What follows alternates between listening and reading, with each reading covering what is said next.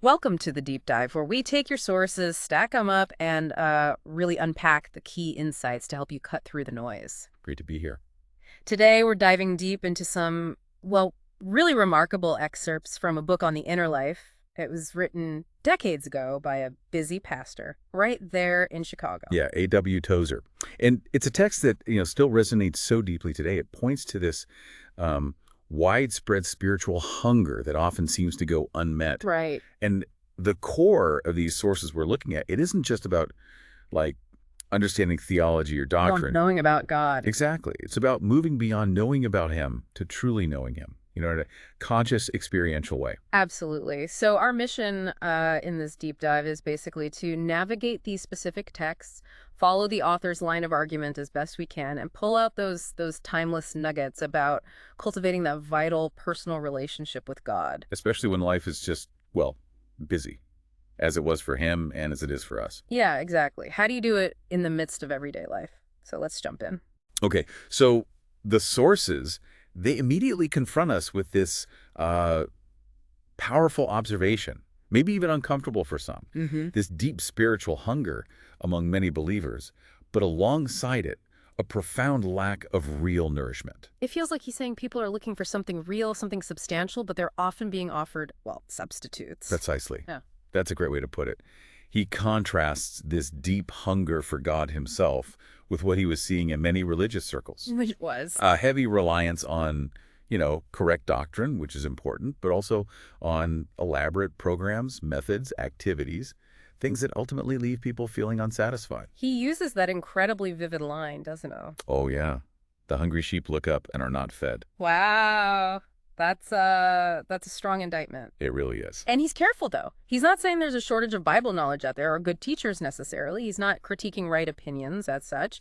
No, that's absolutely crucial. The problem isn't a lack of information or, intellectual agreement with the facts. According to the source, the real issue is a lack of the manifest presence, Okay. a lack of anything unusual. And by unusual, he means that sort of supernatural, vibrant spiritual life in the lives of ministers. And because of that, in the congregations, too. Right. He even quotes John Wesley, I think, to make the point that right opinions may subsist without right tempers.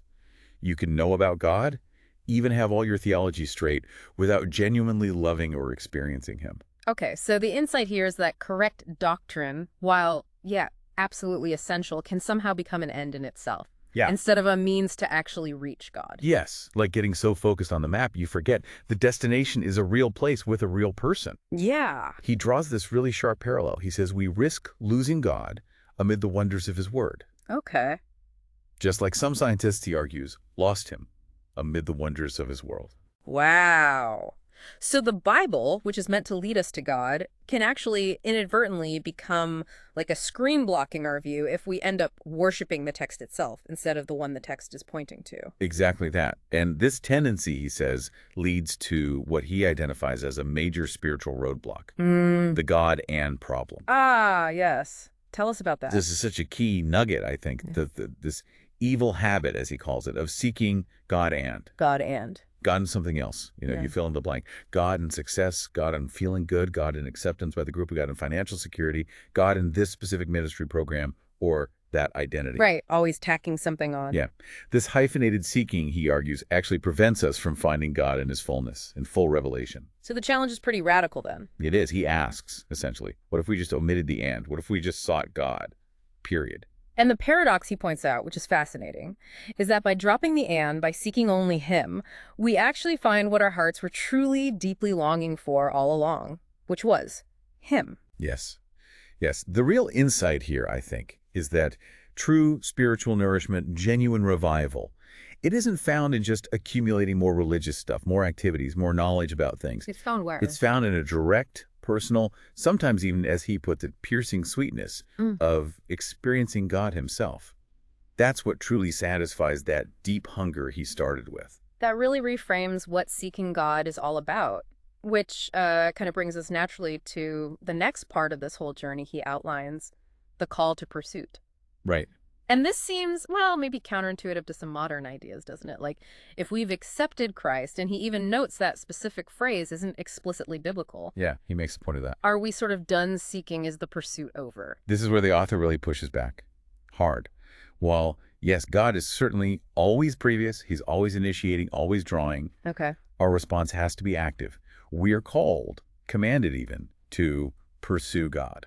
So the idea that just accepting means the seeking stops. He says that flat out contradicts centuries of Christian history, the testimony of the worshiping, seeking, singing church. You think of figures like, David Paul, Augustine, the Puritans like Samuel Rutherford, missionaries like David Brainerd. Their lives weren't marked by passive acceptance, but by intense, often lifelong pursuit. yeah, you see that deep longing just everywhere in Scripture, don't you? Like Psalm 42. As the heart panteth after the water brooks. So panteth my soul after thee, O God. Yeah. Absolutely. David's life is described in the source as a kind of torrent of spiritual desire. He seemed to embody both the cry of the seeker and the glad shout of the finder. It wasn't one or the other. And Paul, his driving ambition was That I may know him. And you just know he didn't mean intellectually. It was this passionate, experiential knowing he was after. Yeah. The author mentions Frederick Faber, too, whose soul was apparently fit to break with love.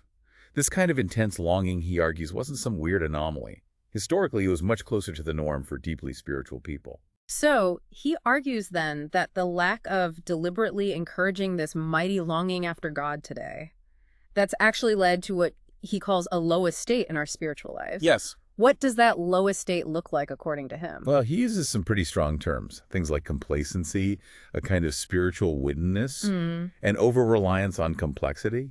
Endless programs, organizations, activities that chew up time and energy, but somehow leave the heart unsatisfied. The result is Shallowness. And sadly, he observes often a servile imitation of the world in the methods and values used even within the church, trying to achieve spiritual ends with worldly means. Okay, so if we feel that hunger, if we hear that call to pursue, how do we actually break out of this low estate? How do we do it? The path he describes is really one of, simplicity. Simplicity. Yeah. It requires first a determination, a decision, a resolute choice to find God come what may. Okay, starting with the will. Exactly. Then it's about stripping down to the essentials, which he insists are, quote, blessedly few. It's not complicated. And how do we approach God then? Like a child. Mm-hmm. With guileless candor, without pretense, without trying to impress him or ourselves, just honest seeking. Determination, simplicity, honesty. It sounds, achievable in a way, but maybe also really challenging because it cuts right against all the complexity we often build up. Yes, that's the tension. The insight here is that complexity isn't the path to intimacy with God. God, he says, quoting scripture, discovers himself to babes and hides things from the wise and the prudent. So it's about simplifying our approach. Our approach or seeking our hearts, yes. Okay, so let's say we feel the hunger, we've resolved to pursue, we're trying to simplify our approach, but if Christ's sacrifice already opened the way, right, remove that outer temple veil. Yes. Why do so many believers still feel like they're stuck outside, like they're, as he puts it, tarrying without?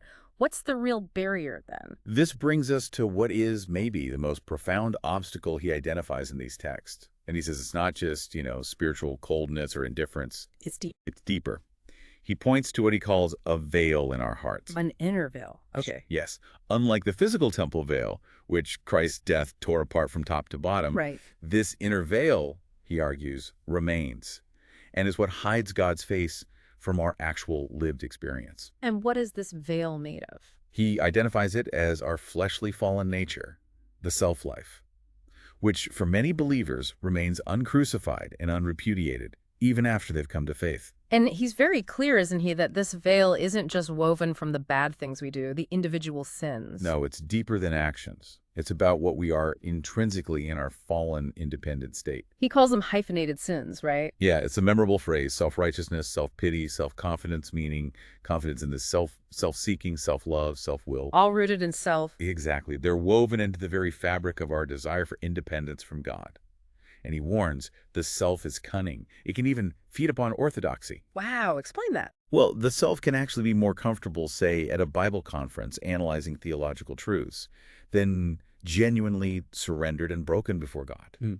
It can hide within religious activity itself. That is a sharp, sharp point. So if this veil is so deep-seated, so much a part of us, how on earth is it removed? We can't just peel it off by trying harder, can we? No. Definitely not by self-effort, not by trying to fix or improve the self, which he dismisses as mere tinkering. So how then? It's God's work. Through the cross, applied personally. Our part isn't effort, but surrender and trust. We have to yield and trust.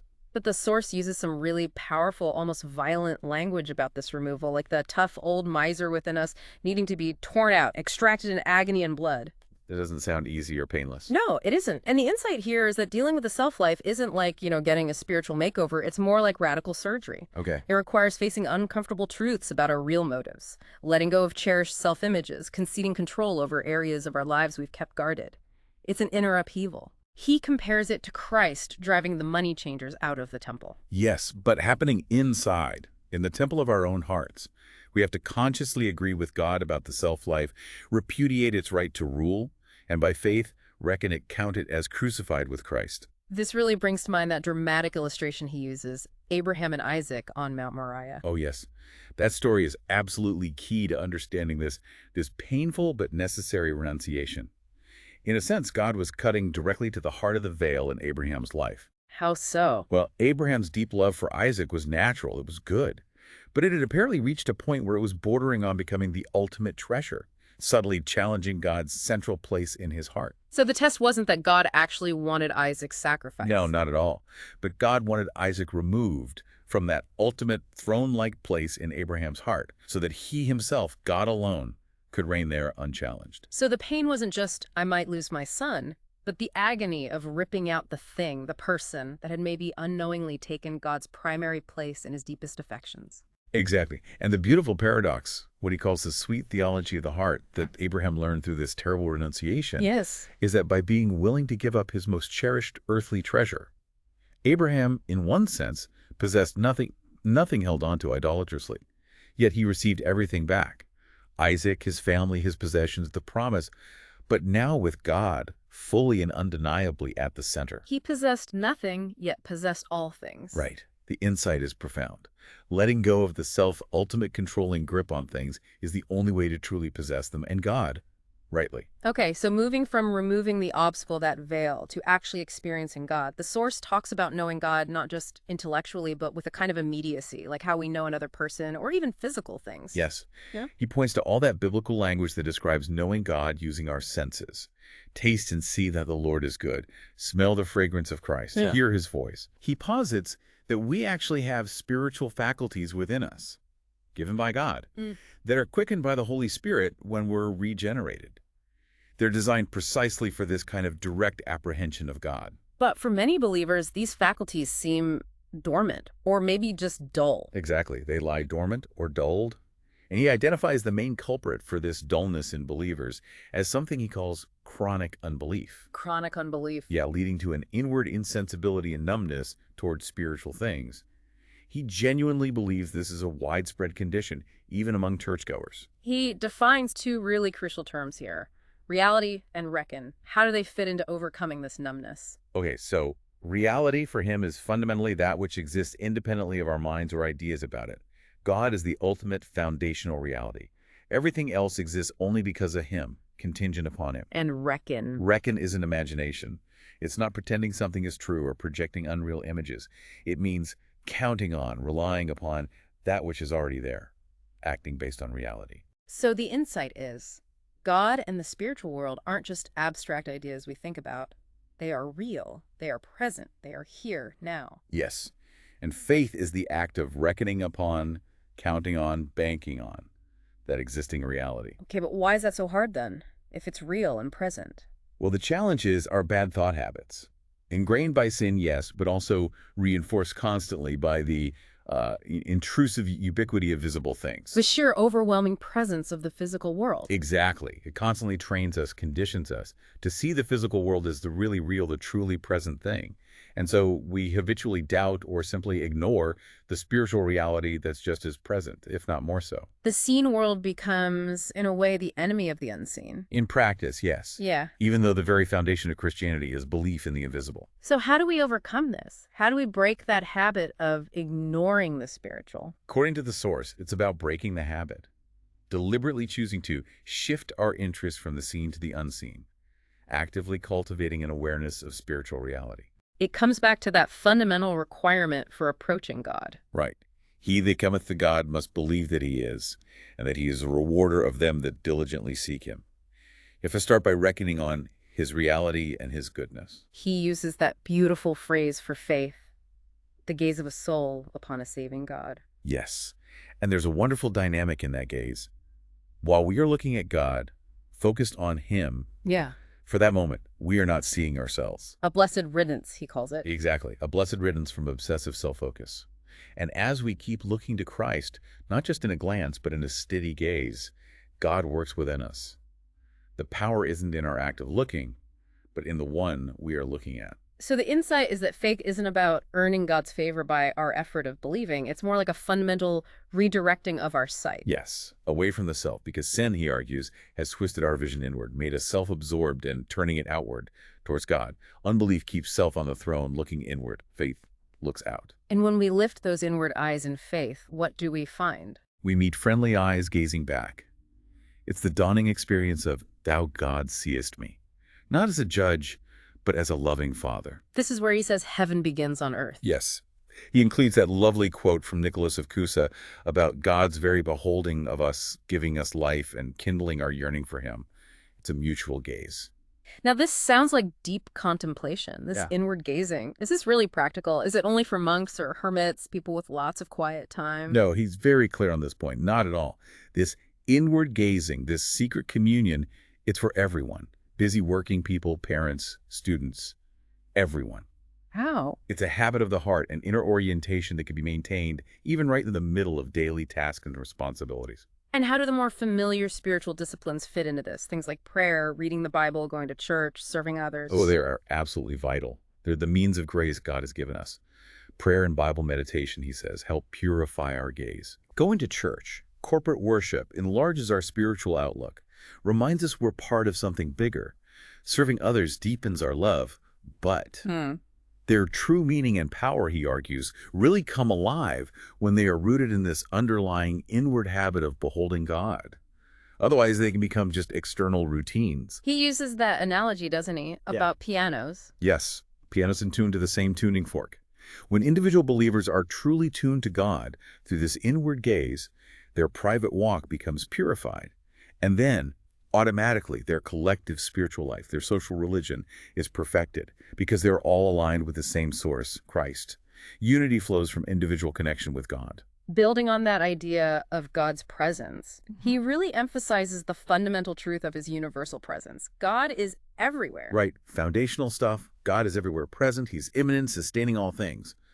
But he's also transcendent, totally distinct from his creation. The bottom line is God is here, wherever here is for you right now. So it's not about spatial nearness. We can't get geographically closer to or farther from God. Exactly. It's a matter of our experience of his presence. His presence is always a reality, but it only becomes manifest, a conscious reality for us, when we become aware of it, when we turn our attention to him. And this connects back to the idea of pursuit, doesn't it? It does, and it's really encouraging. It means our pursuit isn't us trying to somehow bring God near or trying to get to him somewhere else. Our pursuit is successful because God is always already present, and he's always actively seeking to manifest himself to us if we become receptive. Okay, receptivity, that seems key. What differentiated those spiritual giants throughout history? You know, the saints, the reformers, the revivalists from the average believer. Was it just that they tried harder? Not just trying harder. He identifies a vital quality they shared, despite all their differences. Yeah. Spiritual receptivity. Spiritual receptivity, meaning? Something in them was fundamentally open to heaven, an internal posture and attentiveness that urged them Godward. And crucially, it wasn't just a passive state they happened to have. It was a spiritual awareness they consciously cultivated, and they acted upon it. It became a lifelong habit of spiritual response. He uses David's response to God's call as the example. When thou saidst, seek ye my face, my heart said unto thee, thy face, Lord, will I seek. That was a chosen receptivity, an active response. This idea of cultivation, of lifelong habit, Yeah. it sounds very different from some modern religious approaches he critiques. It is. He offers a pretty sharp critique of what he terms machine age methods that he saw creeping into modern evangelicalism even back then. And what characterizes those methods? Impatience, mainly. Impatience for fast results. a demand for glamour, for dramatic action, for a kind of push-button spirituality. You see symptoms of that, right? Like relying on quick fixes, searching for the instant peace formula, short methods, maybe sometimes mistaking a dynamic human personality or organizational efficiency for the actual power of the Holy Spirit. Yes, exactly those things. And the consequence, he argues pretty strongly, is the acceptance of alarmingly low spiritual standards, a general downward trend in depth and authenticity. So the core insight here is that true, deep spiritual growth comes through patient cultivation, like tending a garden, not simply pushing a button on a machine. Precisely. So the call is really to return to those timeless biblical ways of cultivation. And he acknowledges, yeah, it requires effort. It takes courage to resist the immediate gratification mindset of our age, but it is possible. Okay, moving from God's presence to his voice. He starts right at the beginning, John 1.1, in the beginning was the word, and suggests that, well, God's very nature is to speak. Right. His fundamental point is God is speaking. Now, he isn't silent. He's continuously articulate. His voice, in a profound sense, fills the entire universe. And this isn't just talking about the Bible initially. Not initially. He distinguishes between the speaking voice and the written word. The voice is the inherent power and expression of God's will active in creation itself. He spake and it was done. It's the ongoing utterance that sustains reality. And the Bible, the written word, derives its power because it perfectly corresponds to that living, ongoing voice of God. Exactly. He completely rejects the idea of a God who spoke powerfully in the past, recorded it in a book, and then basically went silent. No. No, it's a God whose speaking is in the continuous present. The Bible, then, isn't just some ancient historical record. It's the inevitable outcome of God's continuous speech. It's the infallible declaration of his mind for us, relevant right now because he is speaking right now. And this universal voice, he says, lighteth every man that cometh into the world. It sounds in some way in every human heart, leaving people without excuse, like Paul argues in Romans 1. Yes. The ancient Hebrews captured this beautifully with the personification of wisdom in Proverbs 8, crying out everywhere in creation, seeking a response from humanity. He even suggests, maybe more speculatively, that this divine voice is what's behind things like troubled consciences, that universal human longing for immortality. And perhaps even the capacity for creating genuine beauty or good that we see in humanity, even outside of explicit faith, though he acknowledges that last point is his personal belief, not essential doctrine. But we have this modern tendency, don't we, to explain away this voice, to find natural explanations, like when God spoke from heaven in the Gospels, and some listeners just dismissed it, saying, oh, it thundered. Precisely. We live in a deeply secularized age. Our default thought habits are often scientific or psychological, rather than worshipful. We're much quicker to analyze and explain a phenomenon than to stand in awe and wonder if maybe God is speaking through it. But crucially, this voice, because of Christ's work, is fundamentally friendly now, isn't it? Yes. Reconciliation through Christ's atonement means all things, whether they be things in earth or things in heaven, are being brought back into right relationship. So God's voice isn't just a terrifying roar of judgment anymore, but can be heard as a loving, inviting call. So if God is still speaking continuously, what's the crucial action for us, especially when we approach the Bible? The core insight is beautifully simple, but incredibly profound. Listen, approach the Bible not merely as a historical document that was once spoken, but with the active expectation that it is now speaking to you. In this moment, it is a voice, the very word of the living God. We need ears to hear. This whole idea of God's continuous speaking and his constant presence leads naturally into the need for restoring our fundamental relationship with him. He says, order in life depends entirely on getting our relationships right. Starting with God as the fixed center, the great I am. Exactly. Salvation, at its absolute heart, is restoring that foundational creator-creature relationship. And that means God's absolute lordship and our complete willing submission. And he stresses this isn't just a legal declaration that happens outside of us. No, it has to become a conscious and experienced change within us. It requires us voluntarily placing God back in his proper, supreme station over our entire lives, surrendering our whole being to him. And that single act, that decision to truly exalt God over all, that changes everything about how we navigate the world, doesn't it? It really does. The moment we truly make up our minds to do this, to consciously and continuously exalt God over all, He argues we effectively step out of the endless confusing parade of the world's competing priorities and values. We get a new perspective. A completely new viewpoint, yes. Yeah. A fundamentally different inner psychology even, and access to a new source of spiritual power. He notes how the world's failure to honor God is just painfully obvious everywhere we look, in the choices people make every day, prioritizing money over God, or other people's opinions over God, or most often just prioritizing self over God. Yeah. God consistently takes second place, or third, or 10th. So that phrase, "be thou exalted," isn't just religious jargon. No, it becomes the very language of victorious spiritual experience. Yeah. He says making God truly central doesn't create problems. It actually solves them 1,000 minor problems, just sort of vanish when the main relationship is right. It sets a clear course for life, aligns us with how God is already working. And this act of surrendering, of placing God first, it doesn't diminish us as human beings. It doesn't degrade our dignity. Quite the opposite.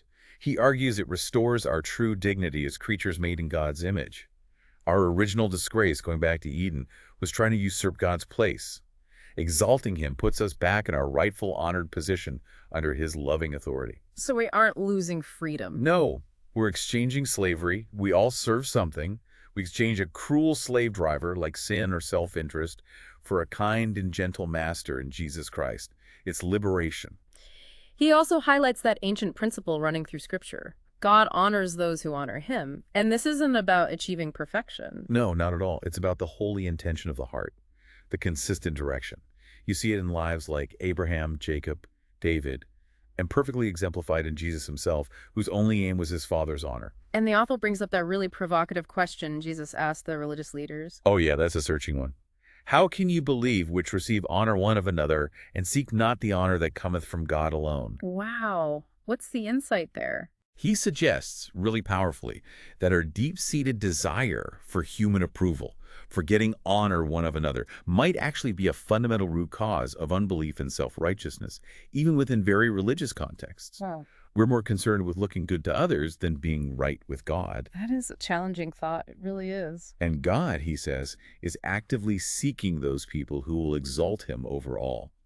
Because in them, he finds a theater, a place where he can freely display his goodness and kindness, where he can walk unhindered. So how does this restored relationship, this exalting God, connect to the rest that Jesus offers, to those who are laboring and are heavy laden? Ah, yes. The source points directly to meekness, one of the Beatitudes, as Jesus' own prescribed method for finding relief from that universal heavy burden that all humankind seems to carry. Okay, what makes up this heavy burden that meekness is the antidote for? He identifies three key components, three heavy weights we lug around. First is pride. Yeah. The exhausting constant labor of self-love. Always defending our easily wounded honor, worrying about slights, reacting to bad opinions, trying to maintain our image. And meekness. Meekness, he says, simply doesn't care about that stuff. It doesn't care who is seen as greater or smarter. It accepts God's honest and, frankly, low estimate of the self, that in ourselves we are nothing, but in God we have everything.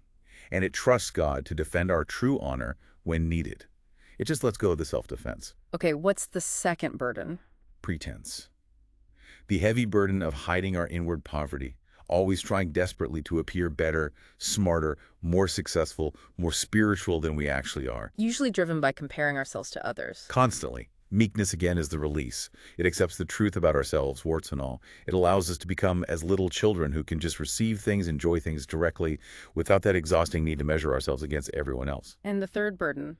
Artificiality, which is closely related to pretense. It's the sheer strain of trying to project an artificial self, a persona that isn't really us. Meekness is simply sincerity. It's having nothing left to hide apart from our sin, which we've already confessed to God anyway. So meekness isn't weakness. It's the blessed relief, the incredible freedom that comes from letting go of those crushing burdens of pride, pretense, and artificiality. Exactly. It's accepting ourselves in God's light, ceasing the exhausting effort of trying to be something we're not, and just resting in who we are in him. It's the easy yoke Jesus invites us to share with him, the one that brings rest for our souls. Okay, finally, let's look at how all of this deeper knowing, this restored relationship, this meekness, how does it actually play out in the messy details of everyday life? The author tackles that major hindrance to inner peace for so many.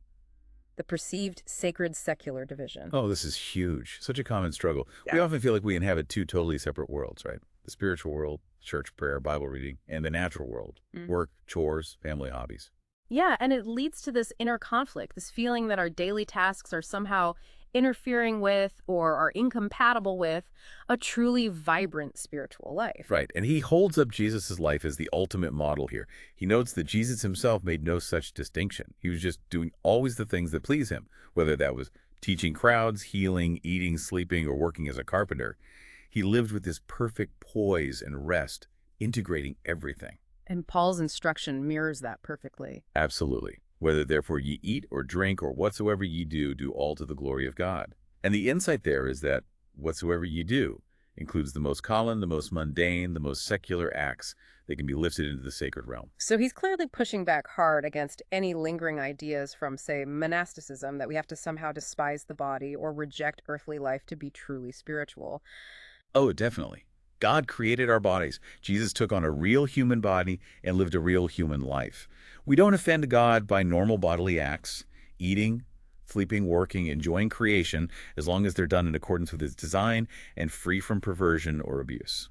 The truly powerful potential he sees then for every believer after repentance and new birth is that every single act of life can be just as sacred, just as pleasing to God as prayer or taking communion. Yes, the whole life can become a sacrament, a continuous offering. But that doesn't happen automatically, does it? How does it become reality? No, it's not automatic. He suggests it starts with one decisive act of total self-consecration to God, giving him everything. And then, crucially, following that up by deliberately making every subsequent act an expression, a fulfillment of that initial surrender and consecration. So this takes conscious effort and practice. Absolutely. It requires practice and faith.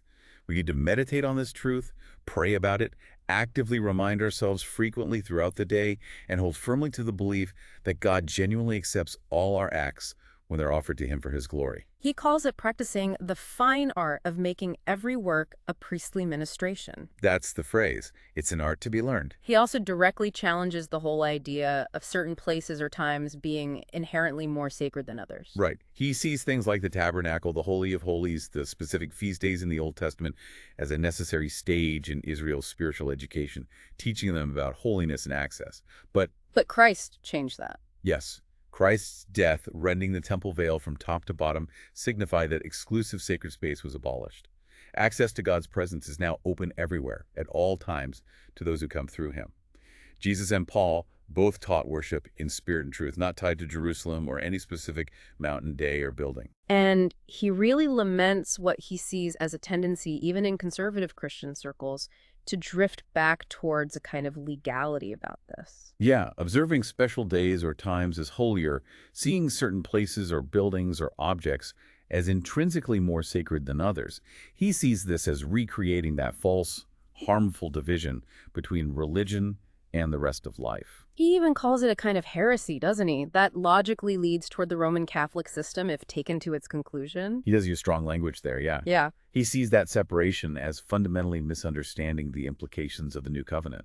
But he's careful to clarify what saying every act is sacred doesn't mean, Yeah. right? Yes, very important caveats. First, it doesn't mean every act is equally important in its ultimate impact or consequence. Paul's sowing tents was sacred because he did it for God, but it wasn't as world-changingly important as him writing the book of Romans. Okay. And second. It doesn't mean every person is equally useful in God's grand purposes. Yeah. He contrasts someone like Billy Bray, a simple fiery evangelist, with giants like Luther or Wesley. All were serving God, but their roles and impact differed vastly. So if it's not about the inherent importance of the act itself or the relative usefulness of the person doing it, what is it that makes an ordinary act sacred? This is the absolute crux of it for this section. He states it plainly. It is not what a man does that determines whether his work is sacred or secular. It is why he does it. The motive is everything. The motive is everything. So if you have truly sanctified God in your heart, if you've placed him supremely on the throne of your life, Yes. then whatever flows from that consecrated heart, whatever you do out of that motive of love and obedience and glory to him, Then, as Tozer puts it, he can thereafter do no common act. All of it. The sweeping, the typing, the driving, the conversation, the resting, all is acceptable to God through Christ. living itself becomes sacramental. Exactly. The world becomes your sanctuary, and your whole life becomes a continuous priestly ministration offered up to God. Wow. What a journey these sources have really taken us on today. I mean, from recognizing that deep, often unnamed spiritual hunger inside us, Mm. through hearing that vital call to actively pursue God, not just know about him, but pursue him experientially, facing that profound internal obstacle of the self-life, the veil in our hearts. Right, the need for that inner crucifixion. Then learning how to quiet the noise and actually apprehend God's reality, his presence, his continuous voice. Restoring that fundamental relationship by consciously, willingly exalting him over everything else. Finding that surprising rest he offers by embracing the freedom of meekness, Mm. letting go of pride and pretense. And finally landing on this incredible truth that this surrendered life transforms every single part of life, every mundane act, into a sacred expression of worship. It really powerfully underscores the author's central conviction, doesn't it?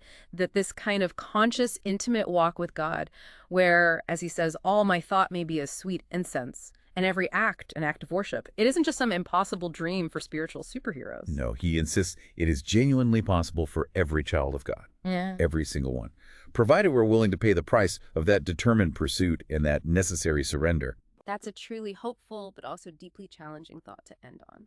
So maybe here's something for you, the listener, to consider as you go about your week.